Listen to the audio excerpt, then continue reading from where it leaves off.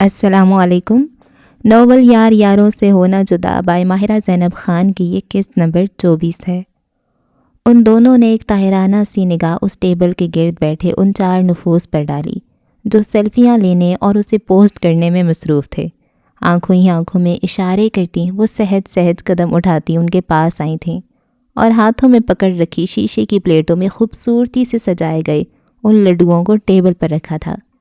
ان سب نے موبائل سے توجہ ہٹا کر حیرت سے ان پلیٹوں کو دیکھنے کے بعد یشپا اور انوشے کو دیکھا۔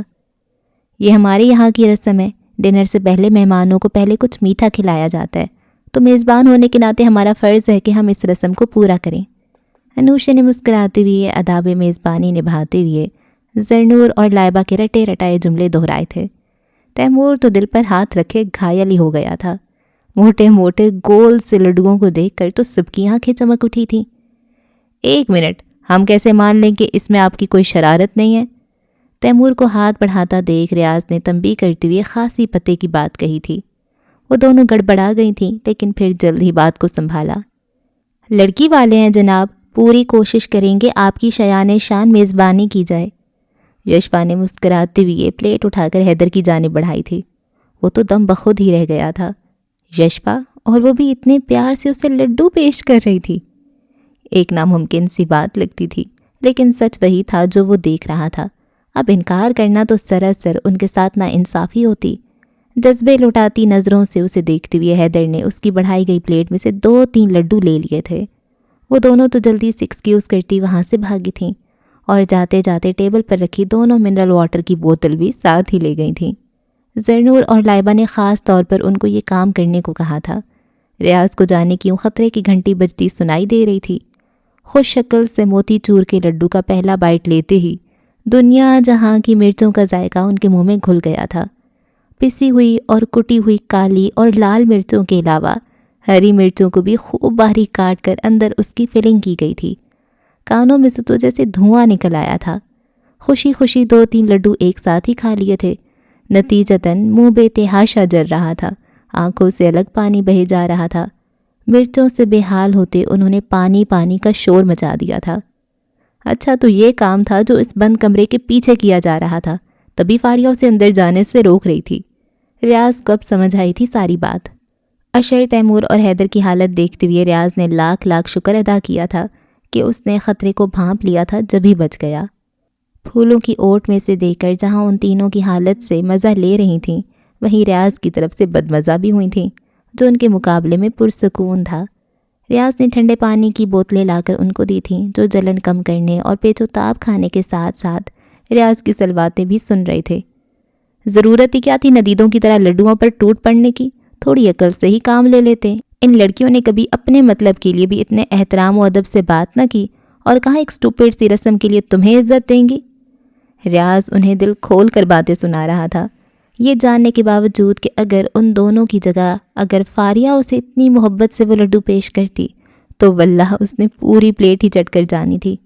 کون سی مرچیں، کہاں کی مرچیں، کچھ یاد نہ رہتا سوائے اس کے مسکراتے چمکتے چہرے کے۔ ہاتھ میں فون پکڑے تھوڑا سا اونچا کیے وہ اپنی تصویریں کلک کرنے میں مگن تھی۔ جب فرنٹ کیمرے پر اپنے پیچھے احمد کی شبیہ دیکھی تو فوراً سے پلٹ کر اسے دیکھا۔ لے لو ایک میرے ساتھ بھی۔ احمد کے کہنے پر وہ مسکراتے ہوئے تھوڑی سی اس کے قریب آئی تھی، لیکن تصویر صحیح سے کلک ہی نہیں ہو رہی تھی۔ ایک تو احمد کی ہائٹ اس سے لمبی تھی، دوسرا اس کا ہاتھ بھی ہلے جا رہا تھا۔ ادھر دو، میں لیتا ہوں۔ احمد نے اس کے ہاتھ سے فون لے کر ساتھ ہی اس کے گرد اپنا بازو پھیلا کر خود سے قریب کیا تھا۔ وہ جھینپ کر نظریں جھکا گئی تھی، وہ سر جھٹک کر ہنس دیا تھا۔ بہت پیارا لگتا تھا اس کا کبھی کبھی کا شرمانا۔ کتنے ہی لوگوں کی توصیفی نظریں ان کی طرف اٹھی تھیں جو ساتھ کھڑے اتنے پیارے لگ رہے تھے کہ جیسے اللہ نے ہمیشہ سے ان دونوں کو ایک دوسرے کے لیے ہی بنایا ہو۔ ریاض نے اپنے ہینڈی کیم میں ان کی سیلفی لیتے ہوئے منظر کو ہمیشہ کے لیے محفوظ کر لیا تھا۔ Perfect selfie. ان دونوں کے پیچھے کولڈ ڈرنک کا گلاس ہاتھ میں پکڑے پکڑے حیدر نے توصیفی انداز میں کہا۔ وہ دونوں چونک کر پیچھے مڑے جو اچانک سے وہاں آیا تھا۔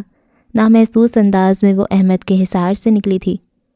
کیسی لگ رہی ہے تیری بھابھی؟ احمد نے اس کی گردن میں ہاتھ ڈال کر قریب کیا۔ کس بھابھی کی بات کر رہے؟ اس نے انجان بن کر پوچھا۔ یہ جو سامنے کھڑی ہے، اس نے زرنور کی طرف اشارہ کر کے کہا تھا جو دونوں بازو سینے پر باندھے محظوظ انداز میں ان دونوں کو دیکھ رہی تھی۔ سوری، میرے سامنے کی نظر تھوڑی خراب ہے۔ میں زرنور کی بات کر رہا ہوں حمزہ حیدر علی صاحب۔ احمد نے اس کے نام پر زور دیتے ہوئے اسے کہا تھا، ساتھ ہی زرنور کو بھی دیکھا تھا جس کے چہرے کے رنگ انوکھے سے تھے۔ کتنا پیارا لگتا ہے اس کے منہ سے میرا نام۔ وہ محبت سے اسے دیکھ رہی تھی۔ ریاض اپنی ہنسی روک نہیں پایا تھا۔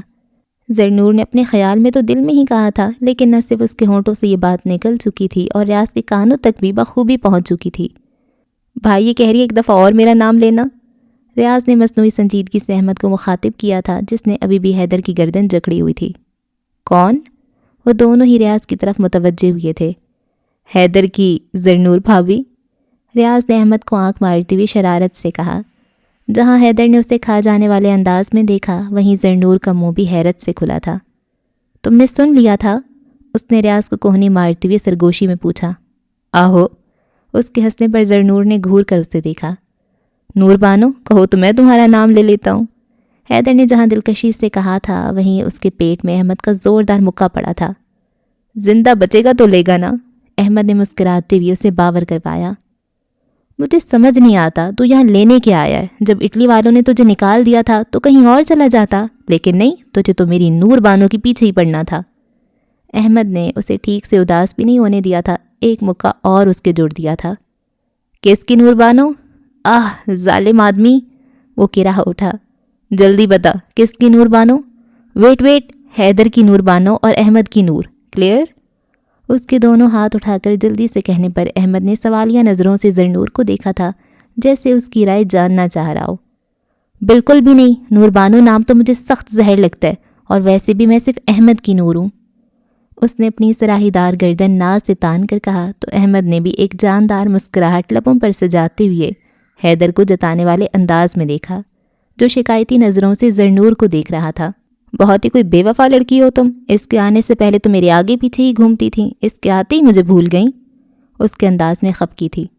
اللہ گواہ حیدر، میں نے اپنے مطلب کے علاوہ کبھی تمہیں مخاطب بھی نہیں کیا۔ وہ مسکراہٹ دباتے ہوئی سنجیدگی سے بولی۔ احمد اور ریاض کے کہے بے ساختہ تھے۔ وہ رونی شکل بنا کر ریاض کے گلے لگا تھا۔ یہ دونوں میاں بیوی مجھے خوش بھی نہیں ہونے دیتے، وہ شکایتی انداز میں ریاض سے کہہ رہا تھا۔ تو یار تو اپنی بیوی لے آنا، اب دوسروں کی بیویوں پر نظر رکھے گا تو یہی ہوگا۔ ریاض ہنسی ضبط کرتے ہوئے اسے ہمدردی سے مشورہ دے رہا تھا۔ کوئی دیتا ہی نہیں مجھے، اس نے منہ بسورا۔ مس یشفا، ایک منٹ بات سنیں گی؟ ریاض نے تھوڑی دور فاریہ کے ساتھ کھڑی یشفا کو اچانک ہی مخاطب کیا تھا۔ حیدر جھٹکے سے اس سے الگ ہوا تھا۔ یشفا حیدر کی وجہ سے آنا نہیں چاہ رہی تھی، لیکن نہ آنے کا کیا جواز پیش کرتی، اس لیے نہ چاہتے ہوئے بھی آ گئی تھی۔ لیکن فاریہ نہیں آئی، وہ وہیں کھڑی رہی تھی۔ جی؟ اس نے حیدر کو نظر انداز کر کے ریاض سے پوچھا تھا، جو اس کے پیچھے کندھے پر بازو ٹکائے کھڑا اسے ہی دیکھ رہا تھا۔ اگر آپ مائنڈ نہ کریں تو کچھ پوچھنا چاہ رہا تھا آپ سے۔ یہ تو اس بات پہ ڈیپینڈ کرتا ہے کہ میں مائنڈ کروں گی یا نہیں۔ خیر آپ پوچھیے۔ آؤ فاری سیلفی لیتے ہیں۔ زرنور نے اسے اکیلے کھڑے دیکھا تو فوراً ہی آواز دے کر اپنے پاس آنے کو کہا تھا۔ وہ تو بہانہ بنا کر بھاگنے کے چکر میں تھی، لیکن برا ہوا جو انوشے اور لائبہ وہیں آ گئیں۔ زرنور نے ان دونوں کو بھی بلا لیا تھا، ناچار فاریہ کو بھی آنا پڑا۔ ہاں تو میں پوچھ رہا تھا کہ کہیں انگیج تو نہیں آپ؟ ریاض نے خاصی شرافت سے پوچھا تھا۔ وہ سب بھی ان دونوں کی جانب متوجہ تھے۔ یشفا نے کن آنکھوں سے حیدر کو دیکھا تھا جو مسکراہٹ دبانے کو چہرہ جھکا گیا تھا۔ نہیں، اس نے سکون سے جواب دیا۔ حیدر کے اندر جیسے ڈھیروں اطمینان اترا تھا۔ ارادے کیا ہیں تمہارے؟ لائبہ نے ہنستے ہوئے اسے آنکھیں دکھائی تھیں۔ فکر نہ کرو، ارادے بڑے نیک ہیں میرے، اس نے گہری لیکن سرسری سی نظر فاریہ پر ڈالنے کے بعد مسکراتے ہوئے کہا تھا۔ اچھا تو میں پوچھ رہا تھا کہ آپ کو وہ پھر سے یشفا سے کچھ پوچھنے لگا تھا، لیکن حیدر نے جلدی سے اس کے منہ پر ہاتھ رکھ کر خاموش کروا دیا تھا۔ بس باقی کام میں کر لوں گا، وہ جلدی سے بولا تھا، کہیں وہ کچھ الٹا سیدھا نہ کہہ دے اور پھر ری ایکشن کے طور پر یشفا کی طرف سے بھی بھری محفل میں باتیں سننے کو نہ مل جائیں۔ ہو گئی باتیں، چلو اب سیلفی لیتے ہیں۔ زرنور نے فوراً سے اپنا موبائل پر فرنٹ کیمرہ آن کر کے تھوڑا اونچا کیا تھا۔ ایک بندے کے ساتھ تم سے سیلفی لی نہیں جاتی، کہاں اتنے سارے لوگوں کو کور کرو گی؟ حیدر نے زرنور پر چوٹ کرتے ہوئے کہا تھا۔ لے کر دکھاؤں گی، وہ بھی مضبوطی سے بولی۔ ارے میری صرف ناک آ رہی ہے اور میرے تو بال ہی نہیں آ رہے۔ وہ دونوں مسلسل اسے تنگ کیے جا رہے تھے، جس کی وجہ سے وہ ایک بھی تصویر نہ لے پائی تھی۔ کہا تھا نا کہ نہیں ہوگا تم سے، وہ دونوں صاف اس کا مذاق اڑا رہے تھے۔ وہ انہیں سخت سنانے ہی لگی تھی جب ہی اس کا مومی ہاتھ احمد نے اپنے ہاتھ میں پکڑ کر اونچا کیا تھا اور بہت آرام سے سیلفی لی تھی جس میں سب تھے۔ اوئے ہوئے، ان سب نے ہی ہوٹنگ شروع کر دی تھی۔ وہ شرماتی ہوئی لائبہ کے پیچھے ہو گئی۔ اللہ نوربانو کو شرم آ گئی۔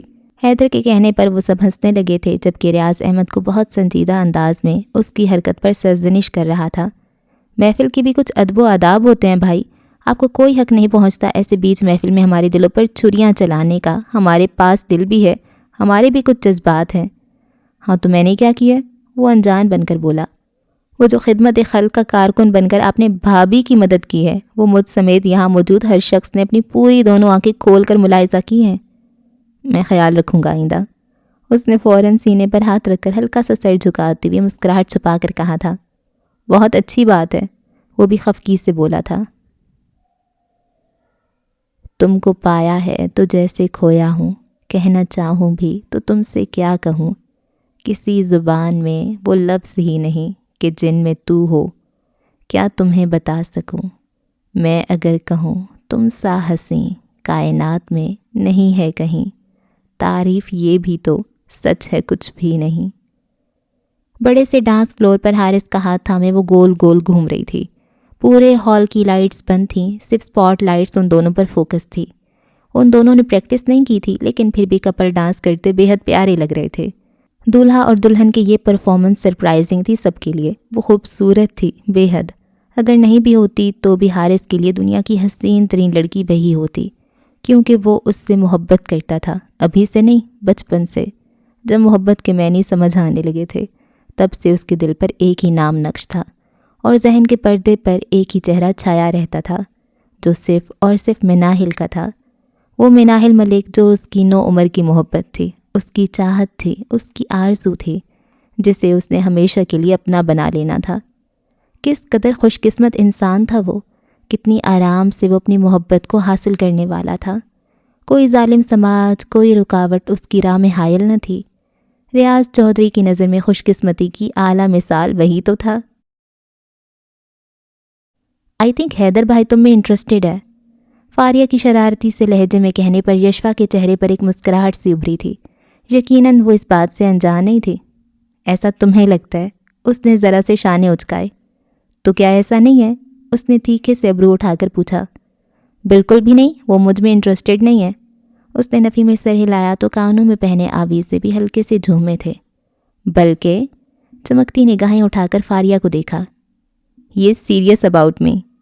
اب کی دفعہ اس نے نچلا لب دانتوں تلے دبا کر بے ساختہ امٹتی ہنسی کو روکا تھا، جبکہ فاریہ کی آنکھیں حیرت سے پھیلی تھیں۔ And what about you?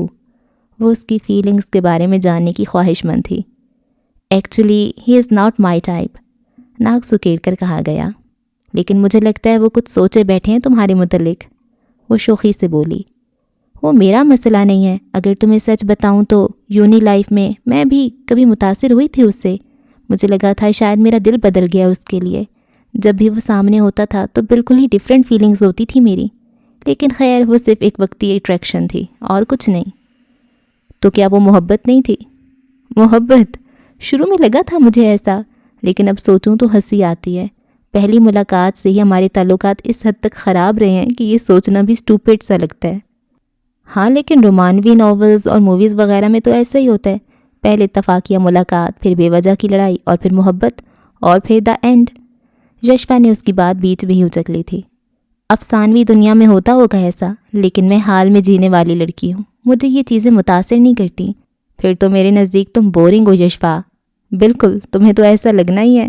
ہر وقت فینٹیسی میں جینے والے لوگوں کو میرے جیسے حقیقت پسند لوگ بورنگ ہی لگا کرتے ہیں۔ ویسے تم بتاؤ، افسوس سے کہتی ہوئی اس کا انداز ایک دم ہی دلچسپ ہوا تھا۔ تمہاری امیجنیشن تو ہوگی کہ کوئی انتہائی ڈیشنگ سا شہزادوں جیسا لڑکا ہوگا۔ سیاہ شلوار قمیض زیب تن کیے وہ کنکھیوں سے ان دونوں لڑکیوں کی جانب بار بار نگاہ ڈالتا تھا۔ اربوں کھربوں کی جائیداد کا اکلوتا وارث، شاہانہ انداز، کلائی پر بندھی قیمتی گھڑی اور ہاتھ میں موجود مہنگا آئی فون اس کی عمارت کا اندازہ لگانے کے لیے کافی تھے۔ جو اسے ایک بار دیکھ لے تو بار بار دل اسے دیکھنے کے لیے مچل اٹھے۔ تقریب میں موجود کتنی ہی نگاہیں اس کے مغرور سے چہرے کی جانب بار بار اٹھی تھیں، جن سے وہ بے نیاز صرف ایک چہرے کی جانب متوجہ تھا۔ کسی دن بہت اچانک سے اس سے نظریں چار ہو جائیں اور پھر دل کا کام تمام ہو جائے۔ یشپا کے اتنے ڈرامائی انداز سے نقشہ کھینچنے پر وہ بے ساختہ ہی لبوں پر ہاتھ رکھتے ہوئے ہنسی تھی، جب ہی بالکل غیر ارادہ سی نظر اس زاویے پر اٹھی جہاں وہ سیاہ لباس والا شخص موجود تھا۔ شاید اس کی چمکتی بھوری آنکھوں کی تپش تھی جو اسے کافی دیر سے خود کے چہرے پر پڑتی محسوس ہو رہی تھی۔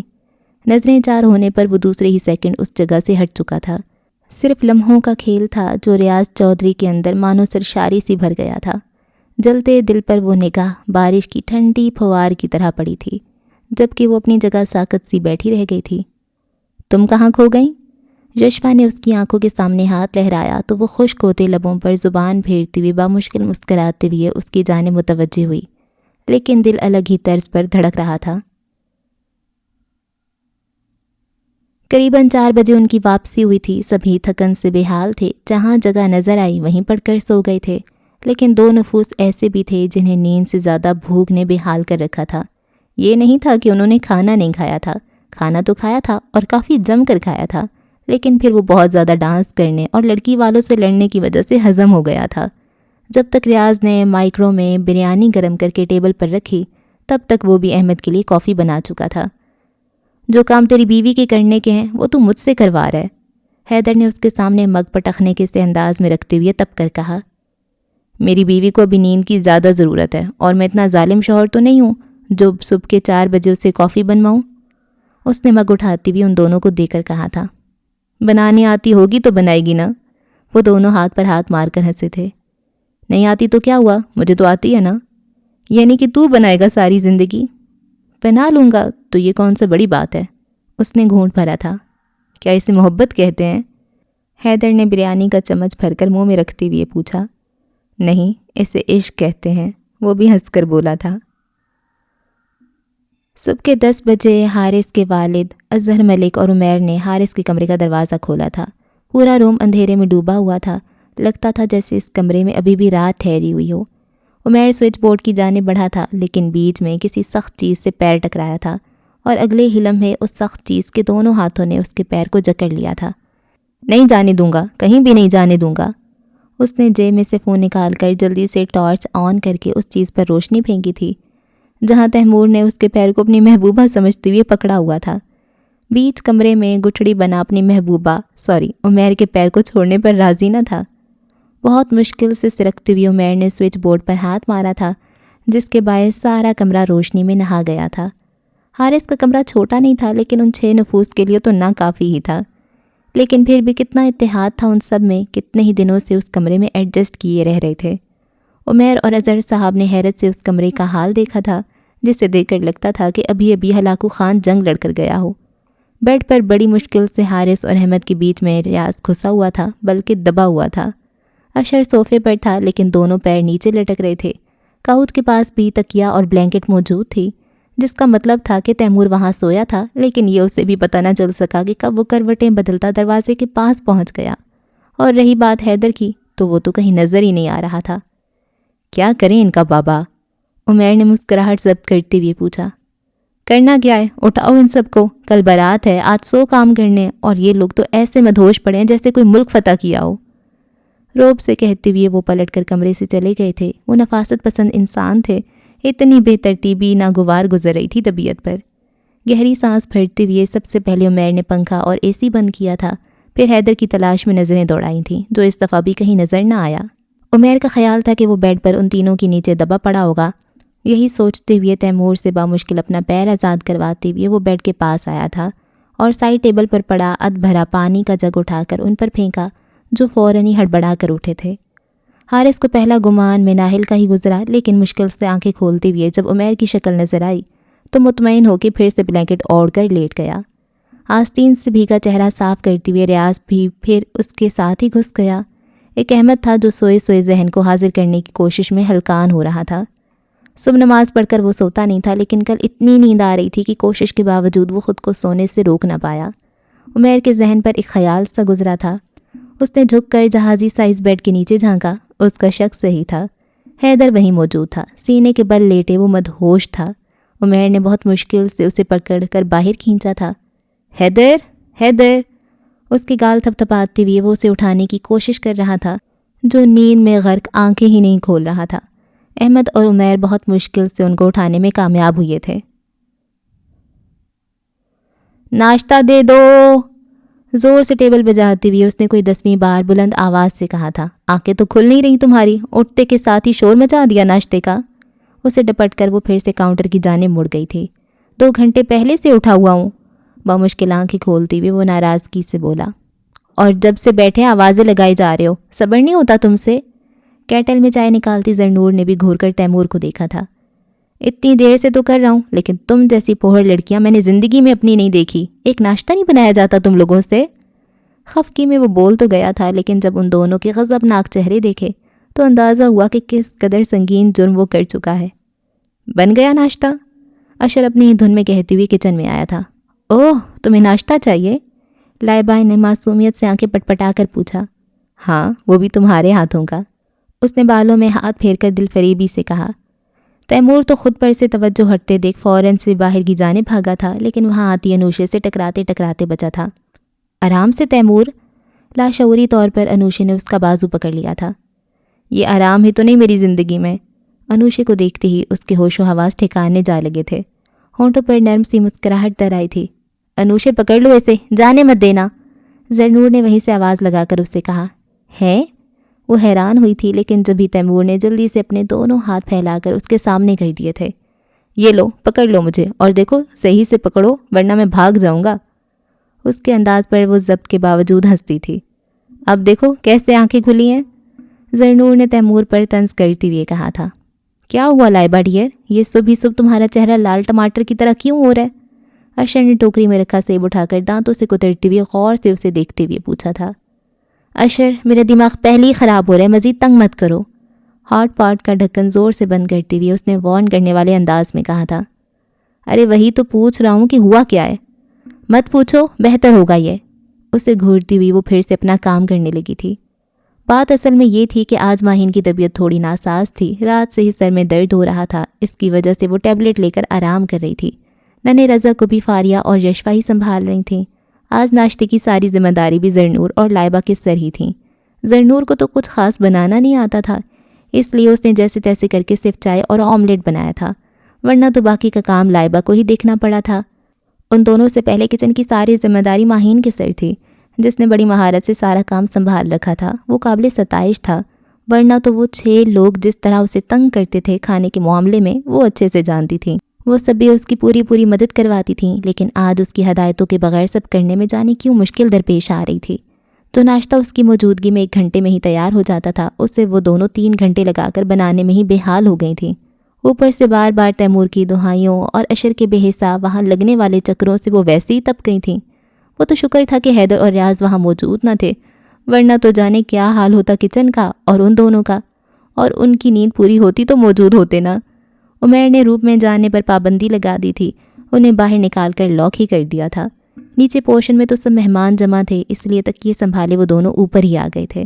اب کبھی صوفے پر آڑے ترچھے پڑے ہوتے تو کبھی نیچے قالین پر بے ترتیب نظر آتے۔ وہ گہری نیند میں تھی، جانے کس احساس کے تحت اس کی نیند ٹوٹی تھی۔ بھاری ہوتی پلکوں کو اس نے آہستہ سے اٹھایا اور آنکھیں کھولتے ہی جو چہرہ اسے نظر آیا تھا وہ چونکی تھی۔ حواس نیند سے جاگے تو وہ بوکھلا کر اٹھ بیٹھی۔ جسے وہ خواب سمجھ رہی تھی وہ حقیقت کا روپ دھارے گرے کلر کی شلوار قمیض میں فریش سا بیڈ پر اس کے قریب ہی بیٹھا تھا۔ پہلا خیال دوپٹے کی طرف ہی گیا جو سائیڈ پر تکیے کے قریب پڑا تھا۔ اس نے جھٹ سے اٹھا کر پیشانی تک گرایا۔ وہ دلچسپی سے اس کی ساری کارروائی دیکھ رہا تھا۔ کیا کر رہے ہو تم یہاں؟ اس کی تاثرات کی طرح آواز بھی حیرت سے لبریز تھی۔ دیکھنے آیا تھا تمہیں، مناہل کے برعکس وہ سکون سے بولا۔ بہت غلط حرکت ہے یہ حارث، اگر کسی نے دیکھ لیا تو؟ اس کا سارا دھیان دروازے کی طرف تھا کہ کہیں کوئی آ نہ جائے، حالانکہ اس نے اندر آنے کے بعد لاک کر دیا تھا۔ دیکھنے دو ہمیں کیا، اس نے کندھے اچکائے۔ حارث، کسی نے دیکھ لیا تو بہت باتیں بنائیں گے سب، پلیز جاؤ یہاں سے، وہ ڈرے ہوئے انداز میں کہہ رہی تھی۔ نظریں بار بار دروازے کی جانب ہی اٹھ رہی تھیں۔ ریلیکس مناہل، کوئی کچھ نہیں کہے گا۔ لیکن تم، اس نے کچھ کہنا ہی چاہا تھا کہ بے ساختہ نظر اپنے الٹے ہاتھ پر پڑی تھی، جو پتہ نہیں کتنی دیر سے حارث کے ہاتھ کی مضبوط گرفت میں تھا۔ مہندی والا کنگنا بھی اس سے ہاتھ میں باندھا تھا۔ کب آئے تھے تم؟ اس نے بدلے ہوئے انداز میں پوچھا تھا۔ آدھے گھنٹے پہلے۔ وہ اسے مسلسل حیران کیے دے رہا تھا۔ یہ اتنی دیر سے یہاں بیٹھا تھا اور میں کتنے مزے سے سو رہی تھی۔ میں نے سوچا تمہیں جگا دوں، لیکن یہاں آیا تو نہ آئس کیوبز تھیں اور نہ ہی پانی کا جگ۔ حارث نے اس کے چمکتے چہرے پر نظریں جماتے ہوئے مسکرا کر کہا تھا، میں بھی کچن سے ہی لے کر آتی تھی۔ ویسے حیرت ہو رہی ہے مجھے، آج مجھ سے پہلے کیسے اٹھ گئے تم؟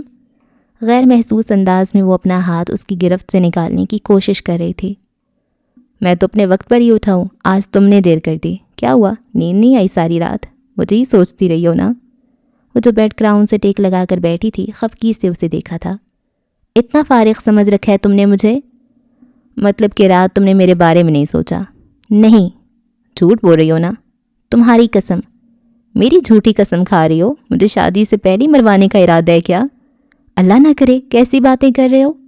اس نے ڈھیروں ناراضگی سے کہتی ہوئی اپنی ہتھیلی اس کے لبوں پر رکھی تھی۔ تو پھر سچ بتاؤ، سوچا تھا مجھے؟ حارث نے اپنے ہونٹوں پر سے اس کا ہاتھ ہٹا کر اسے بھی گرفت میں لے لیا تھا۔ حارث تم… اسے کچھ بھی بولنے کا موقع دیے بغیر وہ بہت آہستہ سے اس کی سبھی پیشانی کو چومتے ہوئے اٹھ کھڑا ہوا تھا۔ مناہل سے پلکیں اٹھانا دو بھر ہو گیا تھا۔ پہلے کہاں اس نے حارث کا یہ انداز دیکھا تھا۔ اب سو جاؤ، اس نے نہ چاہتے ہوئے بھی وہاں سے اٹھتے ہوئے کہا تھا۔ نیندیں اڑا کر کہہ رہا ہے کہ سو جاؤ۔ ہے مبارک آج کا دن، رات آئی ہے سہانی، شادمانی او شادمانی۔ او بات سن، تو بیٹھ کے نیچے سویا تھا؟ عمیر بھائی بتا رہے تھے کہ انہوں نے بڑی مشکل سے نکالا تجھے وہاں سے۔ تیمور نے حیرت سے اسے دیکھتے ہوئے پوچھا تھا۔ میں تو بیڈ پر ہی سویا تھا رات کو، پتہ نہیں کس وقت نیچے گرا۔ یہ احمد نے ہی ریاض کو آگے کرنے کے چکروں میں مجھے گرایا۔ مطلب یہ کہ نالائکوں، احمد صاحب کو بیڈ پر سونا تھا جہاں پہلے سے میں، حارث اور ریاض سو رہے تھے۔ ریاض اور میں کونے پر تھے، بیچ میں حارث تھا۔ اس نے ریاض کو جگہ بنانے کا کہا تو وہ سرکتا حارث کے پاس پہنچ گیا، اور ایسے ان لوگوں نے سازش کر کے مجھے دھکا دے کر گرا دیا اور خود مزے سے سو گئے۔ وہ منہ بسورتے ہوئے بتا رہا تھا، ساتھ ہی لیز کے پیکٹ میں سے چپس نکال کر منہ میں بھی رکھ رہا تھا۔ ابھی اگر تو اٹھا ہوا تھا اور ساری کارروائی دیکھ رہا تھا تو کچھ بولا کیوں نہیں؟ ریاض نے حیرت سے پوچھا۔ نیند میں تھا نا میں، اتنی ہمت ہی نہیں تھی کہ اٹھ کر دوبارہ سے بیڈ پر سونے کے لیے جدوجہد کرتا، اس لیے صبر و شکر کے ساتھ وہیں سونے کا فیصلہ کیا، لیکن کروٹیں بدلتے شاید میں بیٹھ کے نیچے چلا گیا۔ پورا لاؤنج بکھرا پڑا تھا، نیچے قالین پر بیٹھے وہ سب باقی کا بچہ کچا سامان پیک کرنے میں مصروف تھیں۔ جبھی گاؤ تکیے سے ٹیک لگائے نیم دراز احمد کو حارث نے مخاطب کیا تھا۔ کچھ سنا دے احمد، اتنے دن ہو گئے تیری آواز میں کچھ سنا ہی نہیں۔ تو بتا دے کیا سنے گا؟ اس نے موبائل پر ہی سر جھکائے جواب دیا تھا۔ چل گانے کو چھوڑ، آج کوئی شعر سنا دے۔ حیدر کے پرجوش انداز پر اس نے مسکرا کر سیل آف کر کے سائڈ پر رکھا۔ ایک غزل سناتا ہوں۔ ارشاد ارشاد۔ وہ فوراً سے دوزانو ہو کر بیٹھا تھا۔ اجازت تو لے لے پہلے۔ پیکنگ میں ان کی مدد کرواتے ریاض نے ہنستے ہوئے کہا تھا، اشارہ زرنور کی طرف ہی تھا۔ اجازت ہے جناب۔ اس نے اچانک ہی مسکرا کر اسے دیکھتی ہوئی اجازت چاہی تھی۔ اوہو، ان سب کی ہوٹنگ کرنے پر وہ سٹپٹا گئی تھی۔ ارے ظالم دے دو اجازت، اس دفعہ تیمور نے کہا تھا، اور یہ جناب کا چہرہ ایک دم لال ہو چکا ہے، بالکل کسی انار کی طرح۔ زرنور کو دیکھتی ہوئی حیدر کی کمنٹری بھی جاری تھی۔ دے بھی دو اجازت، کب سے انتظار کر رہا ہے بچہ۔ ان کے مسلسل بولنے پر اسے ہاں کرتے ہی بنی، لیکن جھٹ پیپر اٹھا کر خود کو مصروف ظاہر کرنے لگی۔ لیکن سچ تو یہی تھا کہ اس کی سماعتیں اسی جانب لگی تھیں۔ احمد ٹھیک اس کے سامنے ہی تو بیٹھا تھا، اپنے چہرے پر اس کی نظروں کی تپش وہ صاف محسوس کر سکتی تھی۔ ہاں تو عرض کیا ہے، ارشاد بھائی ارشاد۔ وہ سب یک زبان بولے تھے۔ چہرے پر میرے زلف کو پھیلاؤ کسی دن۔ اوئے ہوئے ہوئے، سن تو لو پہلے۔ اوکے۔ چہرے پر میرے زلف کو پھیلاؤ کسی دن، کیا روز گرجتے ہو برس جاؤ کسی دن۔ رازوں کی طرح اترو میرے دل میں کسی شب، دستک پر میرے ہاتھ کی کھل جاؤ کسی دن۔ پیڑوں کی طرح حسن کی بارش میں نہا لوں، بادل کی طرح جھوم کر گھر آؤ کسی دن۔ خوشبو کی طرح گزرو میرے دل کی گلی سے، پھولوں کی طرح مجھ پہ بکھر جاؤ کسی دن۔ پھر ہاتھ کو خیرات ملے بندے کو باقی، پھر لطف شب وصل کو دہراؤ کسی دن۔ گزریں جو میرے گھر سے تو رک جائیں ستارے، اس طرح میری رات کو چمکاؤ کسی دن۔ میں اپنی ہر ایک سانس اسی رات کو دے دوں، سر رکھ کے میرے سینے پہ سو جاؤ کسی دن۔ زبردست، کمال کر دیا، محفل لوٹ لی۔ ان سب کی میں نے خیز سی شرارتی نظریں ان دونوں پر ہی جمی تھیں۔ نور بانو، اگر میں تمہارے لیے غزل پڑھوں تو کیا تم ایسے ہی شرماؤ گی؟ حیدر نے شوخی سے اسے دیکھتے ہوئے پوچھا تھا۔ پڑھ کر دکھا۔ احمد نے ڈھکے چھپے لفظوں میں اسے دھمکی دیتے ہوئے پیچھے کو ٹیک لگائی تھی۔ حیدر نے برا سا منہ بنایا تھا۔ نہ جانے کہاں سے آ گیا تھا یہ ولن۔ اس سے بھی زیادہ شرماؤں گی، پلیز پڑھو نا میرے لیے کچھ۔ دوپٹے کا کونا مروڑتے ہوئے اس نے خوشی سے کہا تھا۔ کوئی اور وقت ہوتا تو حیدر پورا دیوان ہی مرتب کر دیتا اس کے لیے، لیکن اس وقت احمد اس کے برابر میں ہی بیٹھا تھا، یعنی گردن اڑنے کا خدشہ 100% تھا۔ مجھے کہاں یہ شعر و شاعری آتی ہے، میری طرف سے میرا دوست پڑھے گا۔ اس نے عقل مندی کا مظاہرہ کرتے ہوئے آرام سے گیند ریاض کی کوٹ میں اچھال دی تھی۔ ہاں تو میں کون سا دیوانہ شاعر ہوں؟ ریاض نے اسے گھور کر دیکھا۔ ارے ایک دو شعر تو سب کو ہی آتے ہیں، سنا دے یار۔ حیدر کے ساتھ وہ سب اسے فورس کرنے لگے تھے۔ ذرا ہم بھی تو دیکھیں کیا چھپا ہوا ہے شہزادے کے دل میں۔ اشر نے شرارت سے چھیڑا تو وہ سر نیچے کیے مسکرا دیا تھا، لیکن کن اکھیوں سے لائبہ اور یشفا کے پیچھے چھپی بیٹھی اس سیاہ رنگ کے لباس میں موجود دشمن جاں کو دیکھا۔ عرض کیا ہے؟ نچلا لب دانتوں تلے داب کر اس نے کہا۔ تو عرض کر ہی دے بھائی، کیونکہ اجازت دینے والی یہاں موجود نہیں۔ تیمور کے شرارتی انداز پر اس کا دل چاہا تھا کہ جھٹ سے کہہ دے، کیوں نہیں ہے وہ یہاں؟ یہیں تو ہے۔ یہ کہاں دل کو لگا لیا ہم نے۔ اس کی پہلی لائن پڑھتے ہی حیدر نے سیٹی بجائی تھی۔ میں خود پر حیران ہوں کہ یہ کیا کیا ہم نے۔ میں اس کو چاہتا ہوں، یہ اس کے گمان میں بھی نہیں۔ ایک طوفان اٹھے گا گر اس کو بتا دیا ہم نے۔ حیدر نے تعریف کرتے ہوئے جھٹ مسافے کے لیے ہاتھ بڑھایا تھا، جس سے ریاض نے شکریہ کہتے تھام لیا تھا۔ اب نام بتا فٹافٹ۔ ریاض چودھری۔ اس نے دانت نکالے۔ اب ڈھکن اپنا نہیں، اس کا نام بتا۔ اشر نے اسے آنکھیں دکھاتے ہوئے کہا تھا۔ اچھا اس کا؟ ریاض نے اس کو لمبا کھینچا تھا۔ ہاں اب جلدی بتا۔ وقت آنے پر بتاؤں گا، ابھی نہیں۔ ٹکا سے جواب دیتے ہوئے وہ کپڑے جھاڑتے ہوئے اٹھ کھڑا ہوا تھا۔ ریاض میں بتا دوں؟ بظاہر موبائل پر سر جھکائے اس نے سنجیدگی سے کہا تھا، لیکن لہجے میں شرارت صاف واضح تھی۔ ریاض کو تو گویا سانپ سونگھ گیا تھا۔ وہ بے یقین نظروں سے احمد کو دیکھ رہا تھا۔ کیا اسے سچ میں پتہ چل گیا؟ اور دل تو فاریہ کا بھی دھڑکنا بھول گیا تھا۔ سانس رو کے اس کی سماعتیں اس کی طرف ہی لگی تھیں۔ تجھے پتہ ہے؟ وہ سب اس کے سر ہو گئے تھے۔ پکا تو پتہ نہیں، بس تھوڑا سا شک ہے، جو یقیناً کوئی غلط فہمی ہوگا، ہے نا ریاض؟ شک؟ کہاں بھول چوک ہوئی مجھ سے؟ پتہ نہیں۔ جلدی سے کہہ کر وہ وہاں سے چلا گیا تھا۔ گھبراہٹ سی ہونے لگی تھی۔ اسے اپنی فکر نہیں تھی، اس سے فاریہ کا خیال تھا۔ اس کی ذات پر اٹھا کوئی سوال وہ برداشت نہیں کر سکتا تھا۔ کیا پتہ صرف احمد کی غلط فہمی ہی ہو، شاید وہ کسی اور کے بارے میں بات کر رہا ہو۔ بہرحال اسے احمد سے تو بات کرنی ہی تھی۔ سب کے سامنے اتنی بڑی بات اس نے ایسے ہی تو نہیں کی ہوگی۔ ملک ہاؤس کا مین گیٹ چوپٹ کھلا ہوا تھا۔ اندر باہر مانو ایک رش سا لگا تھا۔ گھر کے باہر ڈھول کی تھاپ پر بھنگڑے ڈالے جا رہے تھے، ساتھ ہی مرد حضرات پیسے بھی لوٹا رہے تھے۔ لان میں ہی صحرا بندی کی رسم ادا کی جا رہی تھی۔ رسم کے مطابق تو صحرا بہنوئی کی طرف سے ہوتا ہے، وہی تیار کروا کر باندھتا ہے، لیکن زرنور کو وہ ہمیشہ سے اپنی بہن ہی کہتا تھا، تو اس لیے یہ رسم بھی پھر احمد نے ہی پوری کی تھی۔ بدلے میں حارث نے اس کے پسندیدہ برانڈ کی خوبصورت سی ریسٹ واچ دی تھی۔ سب لڑکیاں نازش بیگم اور محمود صاحب کے ساتھ پارلر سے ہی میرج ہال جا چکی تھیں۔ بارات کے استقبال کی تیاریاں بھی تو کرنی تھیں۔ جلدی جلدی کرتے بھی 9:30 بج چکے تھے۔ اظہر صاحب کے ہی بار بار کہنے پر وہ لوگ گاڑیوں میں بیٹھ کر نکلے تھے، ورنہ تو ان کی سیلفیاں ہی ختم نہیں ہو رہی تھیں۔ جس گاڑی میں اظہر صاحب اور سہرش بیگم تھے اسے احمد ڈرائیو کر رہا تھا۔ ان کے پیچھے عمیر اور ماہین کی کار تھی، اور دلہے میاں کی اسپیشل پھولوں سے سجی ہوئی کار کو اشر ڈرائیو کر رہا تھا، جس میں اس کے ساتھ صرف حارث ہی موجود تھا۔ حیدر، ریاض اور تیمور کی گاڑی ان سے آگے تھی۔ اصولاً تو دولہا کی کار کو سب سے آگے ہونا چاہیے تھا، لیکن وہی سب سے پیچھے تھی۔ اس کی کار کے پیچھے صرف دوسرے رشتہ داروں کی گاڑیاں تھیں۔ ایسے یہ 30-35 گاڑیوں کا قافلہ میرج ہال کی جانب گامزن تھا۔ پہلے سے طے شدہ منصوبہ بندی کے تحت اظہر صاحب اور عمیر کی کارز کو آگے نکلتا دیکھ وہ لوگ اپنی گاڑیاں روک کر باہر اتر آئے تھے، اور پھر اگلے 5 منٹ میں پورا آسمان فائرنگ کی آوازوں سے گونج رہا تھا۔ پورا روڈ ہی جام کر دیا تھا۔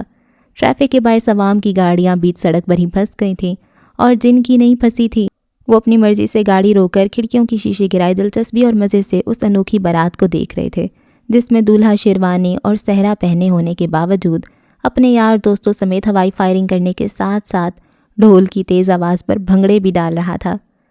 کہاں دیکھا ہوگا ایسا دولہا جسے اپنی شادی کی اس قدر خوشی تھی کہ چھپائے نہیں چھپ رہی تھی، جسے وہ کھل کر انجوائے بھی کر رہا تھا۔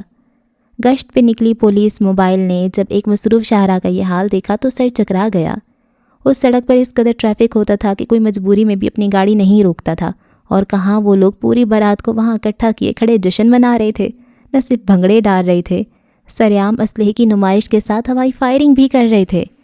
جیسے بارات نہ لے کر جا رہے ہوں، ڈاکوؤں کا کوئی قافلہ ہو جو اپنی جیت پر گلی گلی جشن منا رہا ہو۔ بڑی مشکل سے SHO راستہ بناتے اپنے اہلکار کے ساتھ ان تک پہنچا تھا۔ کیا ہو رہا ہے یہ؟ تیز شور کے باعث اس نے گرجدار آواز میں پوچھا۔ لانگ ٹائم سے پینڈنگ، ساڑھے ویرے دی ویڈنگ ہے، گانوں کی کان پھاڑتی آواز کے ساتھ حیدر نے بھی چلا کر کہا تھا۔ موبائل میں بٹھاؤ ان سب کو۔ غضبناک تاثرات لیے اس SHO نے اپنے اہلکاروں سے تحکم سے کہا تھا۔ گورنمنٹ تو پھر ہمارا گلا پکڑے گی کہ ہم شہر میں شہریوں کے امن و سکون کا خیال نہیں رکھتے۔ سر، اس ویرے کو بھی؟ کانسٹیبل نے مسکراہٹ ضبط کرتی ہوئی حارث کی طرف اشارہ کر کے کہا تھا، جس کا پسٹل پکڑے ایک ہاتھ فضا میں بلند تھا، جن میں سے تڑ تڑ نکلتی بلیٹس SHO کے سر میں ہتھوڑے کی طرح بج رہی تھیں۔ میرے علاقے میں اتنی دیدہ دلیری سے اسلحے کی نمائش؟ پہلے اسی کو بٹھاؤ، وہ دانت کچکچا کر بولا۔ آدھے گھنٹے میں وہ سب تھانے میں موجود تھے۔ خدا کا خوف کرو کچھ، شادی بیاہ میں اتنی فائرنگ کون کرتا ہے؟ لگ رہا تھا جیسے لڑکی کو نہیں اٹھانے جا رہے ہوں۔ اور تم دولہے میاں، تم تو اپنی شادی کی خوشی میں باولی ہی ہو گئے ہو، رنگے ہاتھوں تمہیں فائرنگ کرتے ہوئے پکڑا ہے۔ کچھ اندازہ ہے؟ پرچہ کٹ سکتا ہے تم لوگوں کے خلاف۔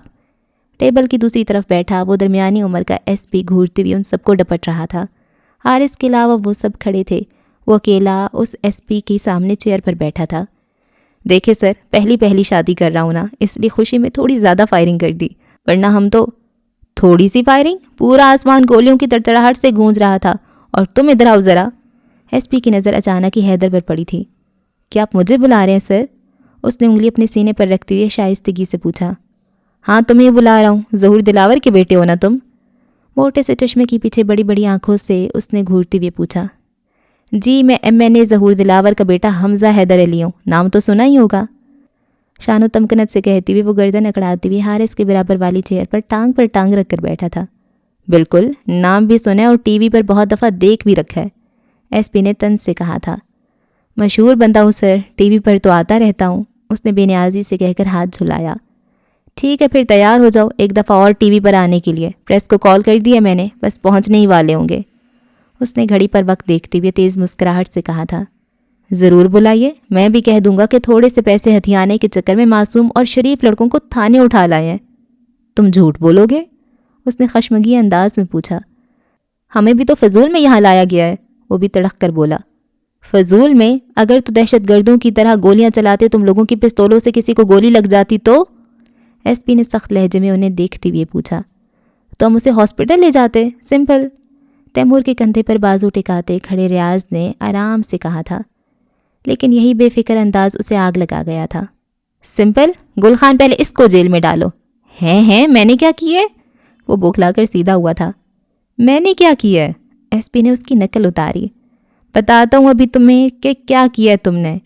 گل خان، فون گھماؤ ان سب کے گھر والوں کو اور بتاؤ ان کے سپوتوں کے کارنامے۔ ارے سر، آپ کیوں گل خانہ کو پریشان کر رہے ہیں بار بار؟ میرے پاس آئی فون ہے نا، نیا ہی لیا میں نے، دیکھیے اچھا ہے نا۔ بس قیمت پوچھ کر شرمندہ مت کیجیے گا، وہ میں کسی کو نہیں بتاتا۔ حیدر نے فخریہ انداز میں گردن اکڑاتے ہوئے ہاتھ میں پکڑا فون لہرایا تھا۔ ایک بات بتاؤ مجھے، SP نے ضبط کے گھونٹ بھرے تھے، کیا میں شکل سے پاگل لگتا ہوں تم لوگوں کو؟ اس کے جواب میں تھانے کا ہال کمرہ ان کے کہکہوں سے گونج اٹھا تھا۔ آپ کی غلطی نہیں ہے سر، جو بھی ہم سب سے پہلی دفعہ ملتا ہے یہی سوال کرتا ہے، وی کین انڈرسٹینڈ۔ ہا ہا ہا۔ اشر کی بات پر ایک کہکا اور پڑا تھا۔ بس آج کی رات تم لوگ لاک اپ میں ہی گزارو گے، اس نے ٹیبل پر ہاتھ مارتے ہوئے اٹل انداز میں کہا۔ مجھے تو جانے دے سر، میری شادی ہے آج، وہ بھی پہلی والی۔ حارث نے رونی شکل بنا کر دہائی دی۔ نہیں تو تم بتاؤ، ہم کیا یہاں 10 نکاح کیے بیٹھے ہیں جو تمہاری پہلی شادی ہے؟ اور کیا کر رہے ہو یہ تم؟ اس نے حارث کو جواب دینے کے بعد غصے سے حیدر کو متوجہ کیا، جو موبائل میں فرنٹ کیمرہ لگائے وکٹری کا نشان بناتے ہوئے اپنے ساتھ اسے بھی فوکس کر چکا تھا۔ سیلفی لے رہا ہوں سر، اپنے پیج پر پوسٹ کروں گا، کلر ہینڈسم کے نام سے میرا پیج ہے، آپ بھی ضرور لائک کیجیے گا، اور ہاں اپنی ID بتا دیجیے، میں اس سیلفی پر آپ کو ٹیگ کروں گا۔ مسکرائیے تو صحیح۔ اوئے ہماری بھی لے۔ اشر، تیمور اور ریاض بھی جلدی سے اس کے پیچھے آئے تھے۔ لے لی سیلفی؟ اس نے سنجیدگی سے پوچھا۔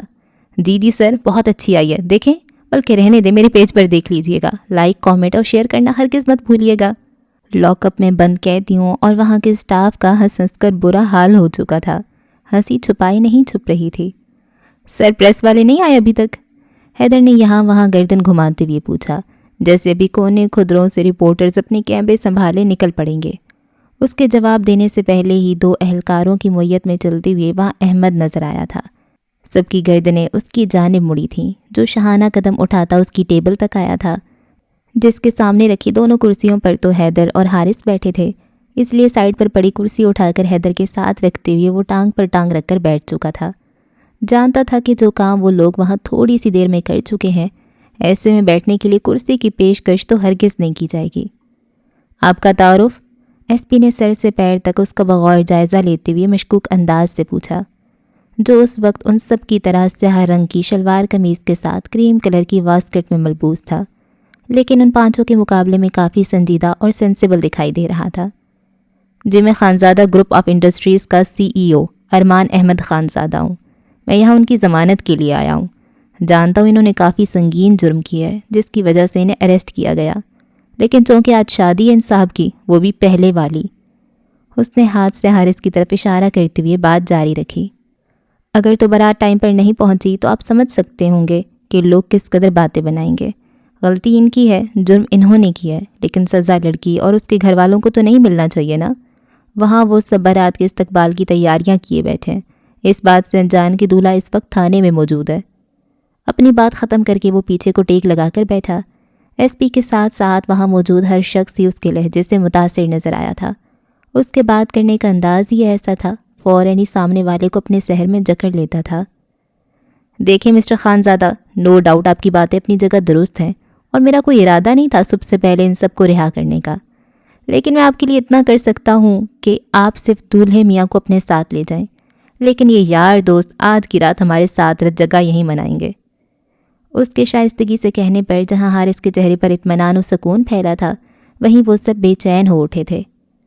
سوری سر، لیکن یہ ہمارے بغیر بارات لے کر نہیں جائے گا، حیدر نے مطمئن انداز میں ایسے کہا جیسے حارث پر اسے 100% بھروسہ ہو۔ کیوں بھائی، ان کے بغیر جاؤ گے یا رات ان کے ساتھ بسر کرو گے؟ اس نے حارث کی جانب رخ کر کے ابرو اچکا کر پوچھا۔ چلا جاؤں گا سر، اکیلے ہی چلا جاؤں گا، بھلے سے آپ ان سب کو یہیں رکھ لیں، بس مجھے جانے دیں، ورنہ وہ لڑکی انکار کر دے گی۔ اگر اس نے مجھ سے شادی نہ کی تو میں نے اسی تھانے میں اپنی جان دے دینی ہے۔ حارث نے جس انداز میں کہا تھا، ایس پی سمیت وہ سب مسکرا دیے تھے۔ اس سے جانے دے سر، یہ 21ویں صدی کا رانجھا ہے، اور وہ لڑکی ویسی ہی جلالی ٹائپ کی ہے، اگر اس نے غصے میں انکار کر دیا تو اس نے واقعی میں خودکشی کر لینی ہے۔ تیمور کے کہنے پر سب ہنسنے لگے تھے۔ اچھا جی، اس ایپیسوڈ کو یہاں پہ ختم کرتے ہیں، اور کیا کچھ ہو چکا ہے، بہت کچھ ہو رہا ہے، اور کیا ہی کہوں، کچھ سمجھ نہیں آ رہی۔ اچھا ہے، سب کپلز بنتے جا رہے ہیں آہستہ آہستہ، اور اچھی ان کی شادی تھی، رسمیں وغیرہ، مزہ آیا مجھے۔ ہمارے ہاں بھی ایسی ہی رسمیں ہوتی ہیں، پتہ نہیں آپ لوگ کہاں کہاں سے بلانگ کر رہے ہیں، کچھ انڈیا سے ہوں گے اور کچھ پاکستان کے ڈیفرنٹ علاقوں سے ہوں گے، بلوچستان ایٹسیٹرا ایٹسیٹرا۔ تو ہمارے ہاں تو یہ رسمیں ہوتی ہیں ایسی ہی، مہندی لگانے والی اور یہ وہ۔ خیر یہاں پہ کوئی کزنس وغیرہ نہیں ہے، صرف دوست ہیں، اور دوست ہی دوست ہیں، کوئی بڑوں کی انوالومنٹ نہیں ہے۔ اچھا ہے بھائی، یہ مزہ ہی دوستوں کے ساتھ آتا ہے ایکچوئل میں۔ خیر جی، اگلی ایپیسوڈ میں ہوتی ہے ملاقات، رکھیں دعاؤں میں یاد۔ اللہ حافظ۔